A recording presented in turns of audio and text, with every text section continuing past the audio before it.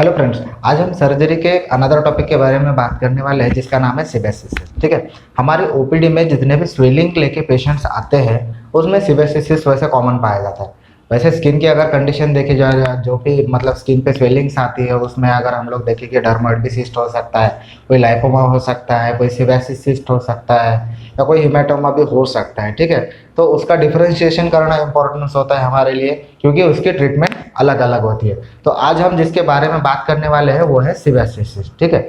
सीबेसिस cyst देखने से पहले हम लोगों को ये पता होना चाहिए कि सिस्ट का मतलब क्या होता है। ठीक है। अब एक सिस्ट का मतलब ऐसा होता है, ग्रीक लैंग्वेज में या फिर ग्रीक भाषा में सिस्ट का मतलब ब्लैडर बताया गया है। मतलब जो भी हमारे ब्लैडर का स्ट्रक्चर है या फिर जो भी ब्लैडर का जो फॉर्म है, उस फॉर्म में अगर कोई चीज़ प्रेजेंट है तो उसको हम लोग सिस्ट कह सकते हैं। अब हमको पता है कि हमारा जो ब्लैडर है उसमें यूरिन कलेक्शन होता है, मतलब यूरिन कलेक्ट होता है, फिर बाद में यूरेथ्रा के थ्रू हमारे यूरिन पास होता है। ठीक है। अब collection of the fluid in a sac. अब एक ब्लैडर है, ब्लैडर हमारा एक सैक की तरह काम कर रहा है और उसमें जो यूरिन कलेक्ट हो रहा है उसको हम लोग फ्लूइड समझेंगे। मतलब एक collection of the fluid in a sac, इसका मतलब होता है सिस्ट। ठीक है।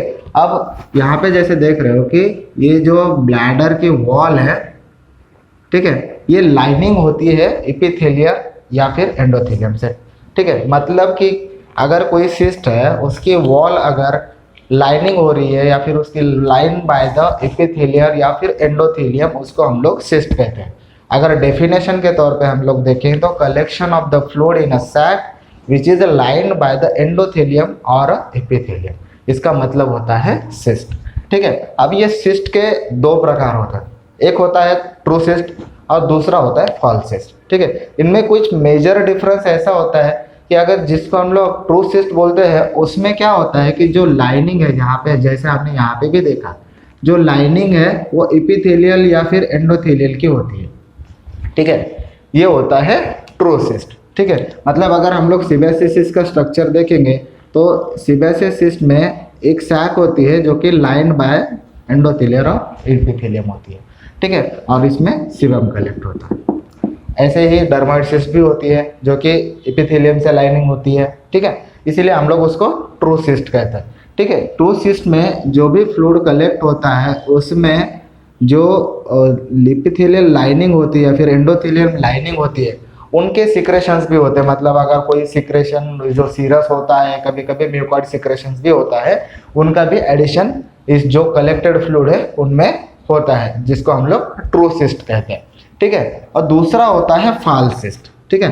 फॉल्स सिस्ट का मतलब ऐसा है कि जिसको ये एपिथेलियल लाइनिंग जो कि ट्रू सिस्ट में प्रेजेंट होती है वो फॉल्स सिस्ट में प्रेजेंट नहीं होती है। अब फॉल्स सिस्ट होती किस वजह से है? जब भी कोई एक्सुडेशन हुआ, जब भी कोई फ्लूइड हुआ, कहीं कलेक्ट हो जाता है। जैसे कि अगर हम लोग बात करें पैनक्रिया की, ठीक है, पैनक्रिया की अबनॉर्मल कंडीशन में वहां से एक्सुडेशन या फिर फ्लूइड सीक्रेट होता है, वो कलेक्ट होता है आपके पैनक्रिया के पेरिफेरी में, उसको हम लोग बोलते हैं पैनक्रियाटिक सूडोसिस्ट।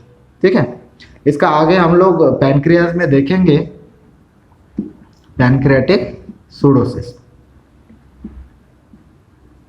ठीक है। इसको हम लोग बोलते हैं फॉल्स सिस्ट। ठीक है।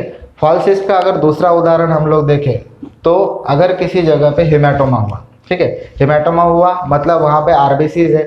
आरबीसी जब लाइज्ड हो जाते हैं, मतलब आरबीसी का अगर लाइसिस होता है तो वो आरबीसी डिस्ट्रक्ट होके वो डिजॉल्व होते हैं या फिर अब्जॉर्ब हो जाते हैं। तो बचा हुआ जो सीरस फ्लूइड है वो वहां पे कलेक्ट होता है। ठीक है। मान लो कि अगर यहाँ पे हेमाटोमा हुआ, ठीक है, हेमाटोमा हुआ, यहाँ पे ये कलेक्शन हुआ ब्लड का, इसमें से आरबीसी क्या होते हैं कि डिस्ट्रक्ट होते हैं और एब्जॉर्ब हो जाते हैं। जो बचा हुआ फ्लूइड है वो एक सिस्ट के फॉर्म में बन जाता है। ठीक है। तो उसको भी हम लोग सूडोसिस्ट कह सकते हैं। इसका मतलब है कि उसका कोई जो लाइनिंग है वो एपिथेलियम या फिर एंडोथेलियम से लाइन नहीं होता है, उसको हम लोग सूडोसिस्ट कहते हैं। ठीक है। ये तो हुआ मेन डिफरेंस। चलो ठीक है। आज हम लोग जो सिस्ट देखने वाले हैं उसका नाम है सीबेसिस सिस्ट। ठीक है। तो सीबेसिस सिस्ट क्या होती है? नॉर्मली हमारी, अगर आपको पता है कि हमारी स्किन जो है वो होती है 3 लेयर्ड। ठीक है। 3 लेयर, जो लोअर लेयर है वो उसको बोलते हैं हम लोग हाइपोडर्मिस। ठीक है। जो मिडल लेयर होती है उसको हम लोग बोलते हैं डर्मिस, और जो अपर लेयर होती है वो होती है एपिडर्मिस।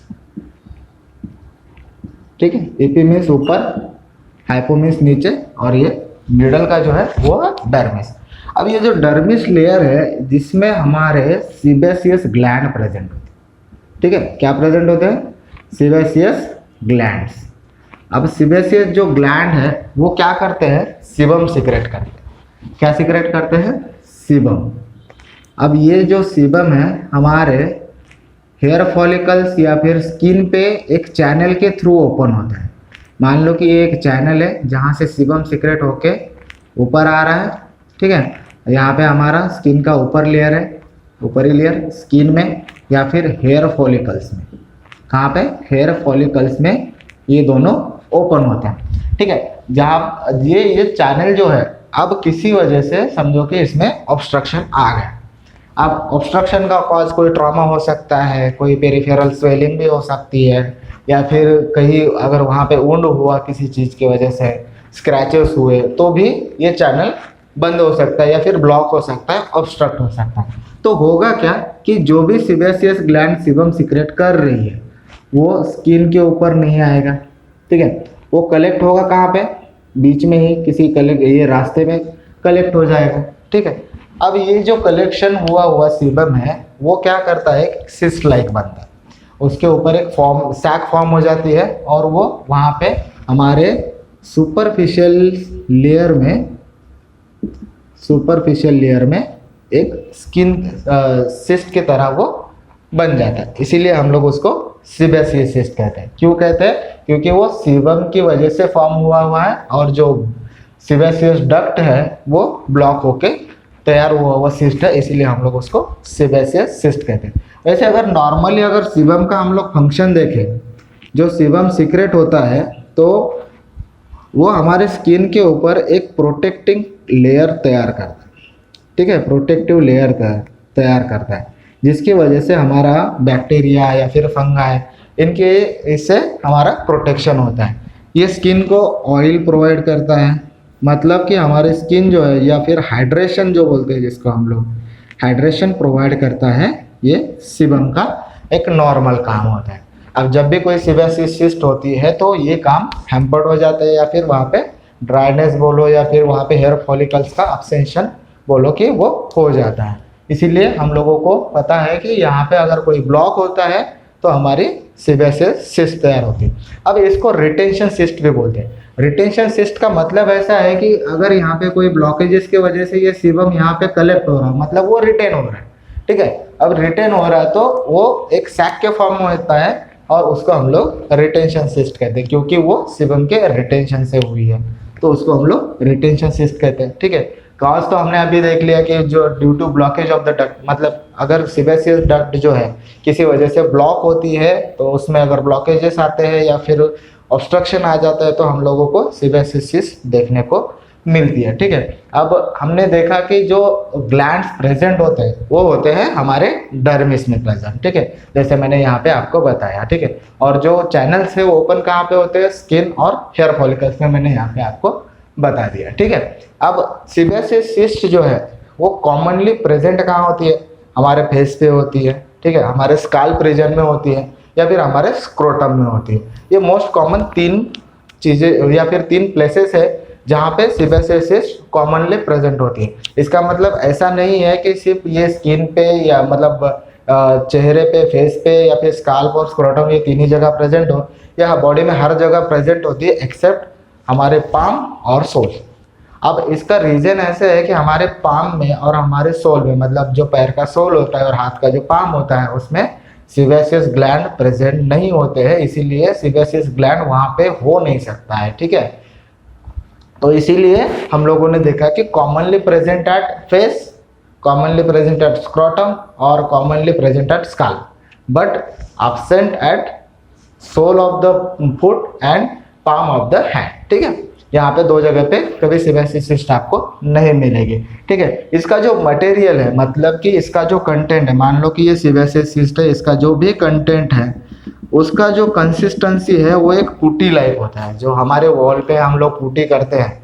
ठीक है, कलर के पहले या फिर वाइट कलर की जो पुट्टी होती है उसका जो अगर हम लोग कंसिस्टेंसी देखें तो एक ये इसके मटेरियल के लाइक या फिर इसका जो मटेरियल है वो एक पुट्टी लाइक कंसिस्टेंसी का होता है। ठीक है, कलर में अगर हम लोग देखें तो वो येलोविश वाइट कलर का होता है, एक चीज लाइक होता है। ठीक है, मतलब इसका ऐसा है कि वो येलोविश वाइट कलर का होता है, एक चीजी होता है।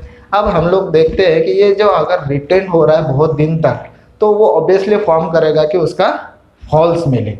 ठीक है, मतलब अगर ज़्यादा दिन तक वो कलेक्शन रहता है या फिर सिस्ट के फॉर्म में बनता है तो जब भी उसको हम लोग बस्ट करते हैं या फिर निकालते हैं तो उसका जो स्मेल है वो एकदम फॉल स्मेलिंग आता है, मतलब खराब स्मेल आता है।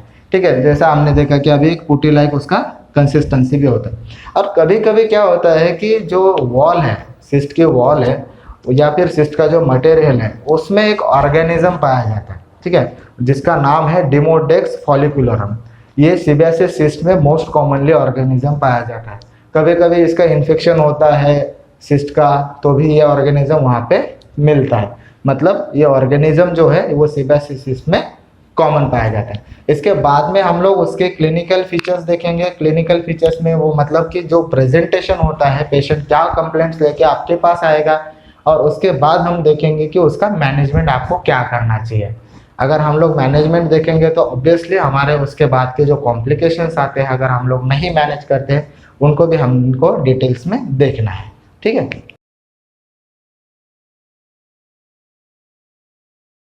तो चलिए अभी तक हमने देखा कि सीबियासिस सिस्ट एक्चुअली में होती क्या है। एक सिस्ट का प्रकार है जो ट्रू सिस्ट फॉल्स सिस्ट हमने देखे, उसमें से अगर देखा जाए तो वो ट्रू सिस्ट का प्रकार होता है, और एक रिटेंशन टाइप ऑफ सिस्ट ये होती है। यहाँ तक हमने देखा उसकी पैथोलॉजी देखी कि कुछ ऑब्स्ट्रक्शन अगर डक्ट में आता है तो सीबम बाहर नहीं आ पाता, इसीलिए सीबियासिस सिस्ट होती है। ठीक है, अब आगे इसका प्रेजेंटेशन देखेंगे, मतलब उसके क्लिनिकल फीचर्स क्या होते हैं, क्या कंप्लेंट लेके पेशेंट हमारे पास आता है। ठीक है, वो आगे हम लोग देखने वाले हैं।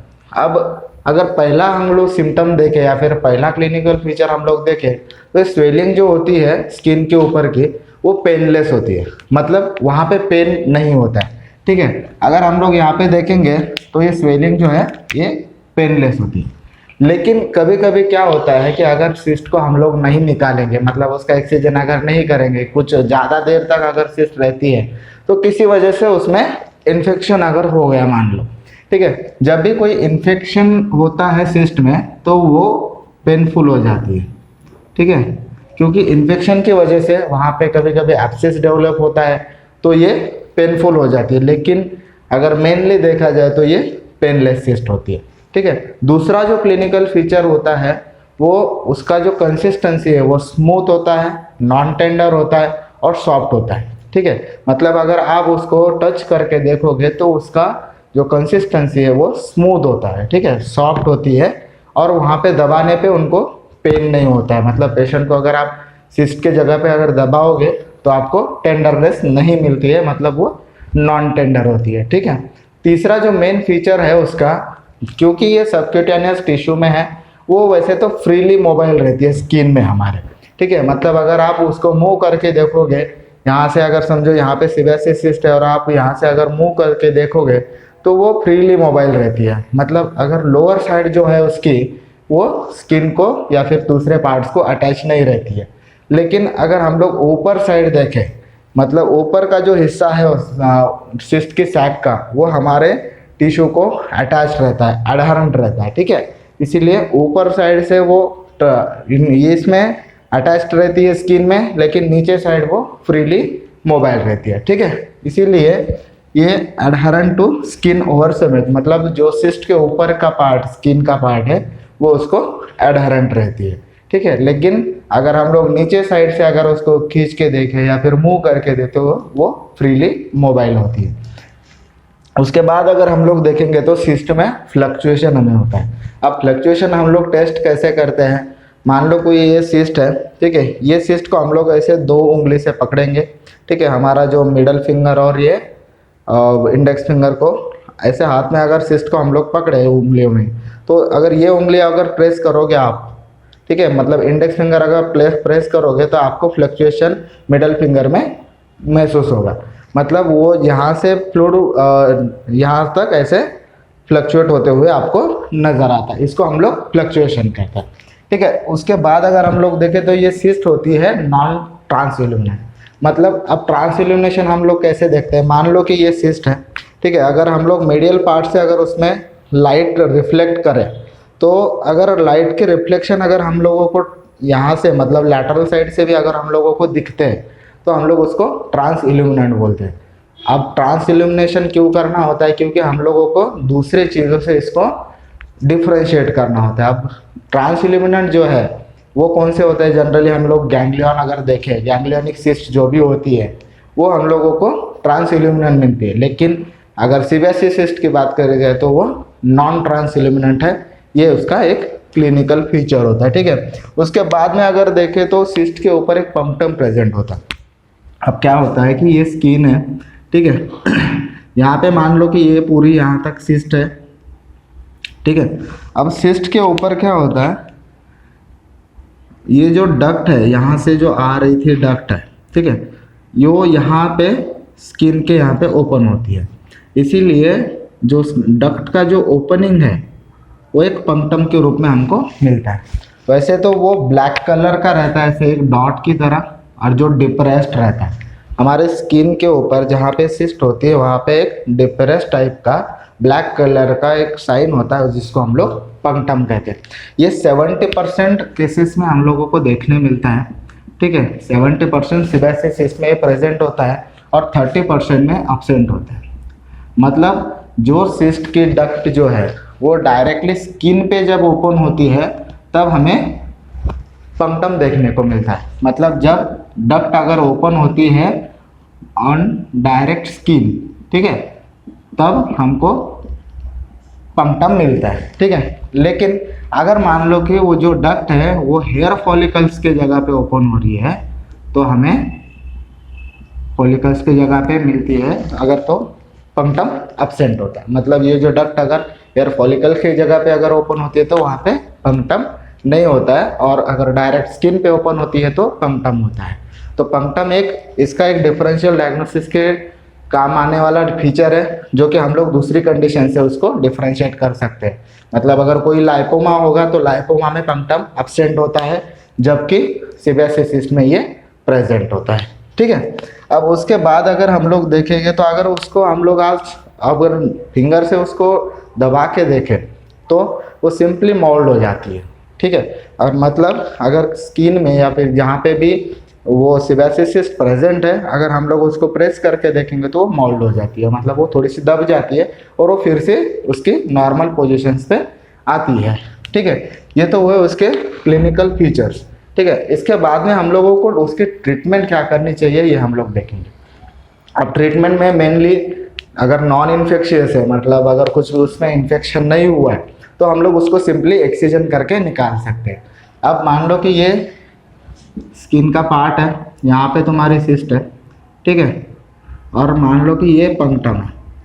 हम लोगों को अगर एक्सीजन करना होता है तो हम लोग उसको इलिप्टिकल इंसिजन से निकालते हैं। अब इलिप्टिकल का मतलब ऐसा है कि ये जो पम्पटम है इसको छोड़ के आप ऐसे और यहाँ से ऐसे, ठीक है, ये ऐसे इलिप्टिकल इंसिजन लेके हम लोग उसको निकाल देंगे। या फिर आगे का जो भी मतलब पार्ट्स है डिसेक्ट करते करते स्किन का पार्ट्स हटा के, ठीक है, अंदर का सबक्यूटेनियस से टिश्यू देखेंगे। टिश्यू में जो सैक के साथ अगर जो फंसी हुई हमारे सीबेसिस सिस्ट है हम लोग उसको टिश्यू से अलग करके उसको सैक के साथ निकालेंगे। कभी कभी ऐसा होता है कि कुछ सैक रेमनेंट रह जाती है, मतलब किसी वजह से अगर हम लोग सैक पूरी नहीं निकाले तो उसका रिकरेंस होने के चांसेस ज़्यादा होते हैं, इसलिए हम लोग उसको सैक के साथ निकालना ज़रूरी होता है। ठीक है, दूसरा अगर हम लोग ट्रीटमेंट देखें तो हम लोग मानते हैं कि अगर किसी चीज़ में अगर इन्फेक्शन हो गया, मतलब सीबेसिस सिस्ट का अगर किसी चीज़ की वजह से इन्फेक्शन हो गया तो हम लोगों को उसकी आईएनडी करनी पड़ती है। जैसे कि हम लोग देखते हैं कि एब्सिस का जो मेन ट्रीटमेंट होता है उसको आईएनडी मतलब इंसिजन एंड ड्रेनेज करना होता है। ठीक है, तो उसी तरह अगर इन्फेक्शन हुआ है सीबेसिस सिस्ट में या फिर उसका एब्सिस फॉर्म हो चुका है तो हम लोगों को उसको आईएनडी करके निकालना पड़ता है। यहाँ पे भी हम लोग उसकी सैक नहीं छोड़ सकते, क्योंकि अगर सैक बची रही तो रिकरेंस होने के चांसेस ज़्यादा होते हैं, ठीक है। लेकिन सिर्फ ट्रीटमेंट का प्रोटोकॉल चेंज होगा, जब इन्फेक्शन नहीं है तो हम लोग सिंपली उसको सैक के साथ निकाल देंगे। लेकिन अगर इन्फेक्शन अगर होता है तो उनमें हम लोगों को एंडी करनी पड़ती है, मतलब इंसिजन एंड ड्रेनेज करना पड़ता है, और उसका डेली ड्रेसिंग करके ग्रैनुलेशन के साथ उसका वुंड हीलिंग होता है, ठीक है। इसके बाद हम लोग देखेंगे कि अगर हमने ट्रीटमेंट नहीं किया या फिर हम लोग अगर उसमें इन्फेक्शन भी अगर कुछ होता है तो हम लोग उसको एक कॉम्प्लिकेशन के तौर पे मानते हैं, ठीक है। पहला जो कॉम्प्लिकेशन है वो होता है इन्फेक्शन। जैसे अभी यहाँ पे बताया कि अगर किसी चीज़ की वजह से उसमें इन्फेक्शन हुआ तो सीबेसियस सिस्ट इन्फेक्टेड कही जाती है, मतलब उसको इन्फेक्टेड सीबेसियस सिस्ट कहते हैं। या फिर कभी कभी ऐसा हो जाता है कि सपुरेशन होके वहाँ पे पस कलेक्ट होता है तो उसको हम लोग एब्सिस भी बोलते हैं, ठीक है। मतलब अगर किसी चीज़ की वजह से इन्फेक्शन हो रहा है तो इन्फेक्टेड सीबेसियस सिस्ट, और वहाँ पे अगर सपुरेशन हो रहा है, पस कलेक्शन हो रहा है तो वहाँ पे एब्सिस फॉर्मेशन भी होता है, ठीक है।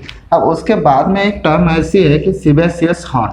अब सीबेसियस हॉर्न क्या होता है, जब ये यहाँ से सीबम धीरे धीरे, मान लो कि ये सिस्ट है, ठीक है, यहाँ पे जो पंक्टम है वो पंक्टम से कभी कभी धीरे धीरे धीरे धीरे ऐसे जो अंदर का मटेरियल है वो बाहर आने लगता है, ठीक है। जब भी कोई मटेरियल ऐसे बाहर आता है, वो चीज़ी मटेरियल जो हमने अभी उसके फीचर्स में देखा कि उसका जो मटेरियल होता है वो येलोइश वाइट और चीज़ी होता है, ठीक है, पुट्टी लाइक उसका कंसिस्टेंसी होता है। तो वो मटेरियल जब बाहर आता है पंक्टम से, धीरे धीरे धीरे बाहर आके वो वहाँ पे कलेक्ट होता है, वो हार्ड होते जाता है, ठीक है।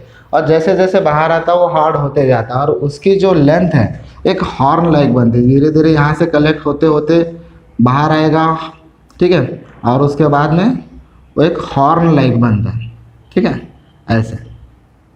तो इसको हम लोग सीबेसियस हॉर्न बोलते हैं। मतलब अंदर का जो भी कलेक्शन है वो धीरे धीरे बाहर आके एक कॉर्ड लाइक या फिर ऐसी ट्यूब लाइक बन जाता है, और वो पार्ट हार्ड होता है, ठीक है।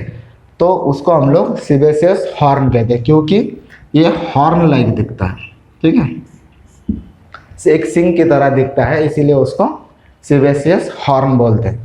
उसके बाद का एक कॉम्प्लिकेशन ऐसा होता है कॉर्क पेकुलियर ट्यूमर, जिसको हम लोग बोलते हैं। कभी कभी क्या होता है कि सीबेसियस सिस्ट में अल्सरेशन हो जाता है, ठीक है। मतलब अगर मान लो कि एक जगह पे यहाँ पे सिस्ट है, यहाँ पे किसी वजह से अल्सरेशन हो रहा है, ठीक है। अब अल्सरेशन अगर होता है तो क्या होता है, ये अल्सरेटेड पार्ट हार्ड बन जाता है, ठीक है, और एक ग्रैन्युलोमेटस ऐसी ग्रोथ हो जाती है यहाँ पे। मतलब ये जो अल्सरेशंस का पार्ट है या फिर सीबेसियस में जो अल्सर्स हुए वो हार्ड बन जाते हैं, एक ट्यूमर लाइक फॉर्मेशन वहाँ पे होता है, जिसको हम लोग कॉर्क पेकुलियर ट्यूमर भी बोलते हैं। ये एक उसका कॉम्प्लिकेशन।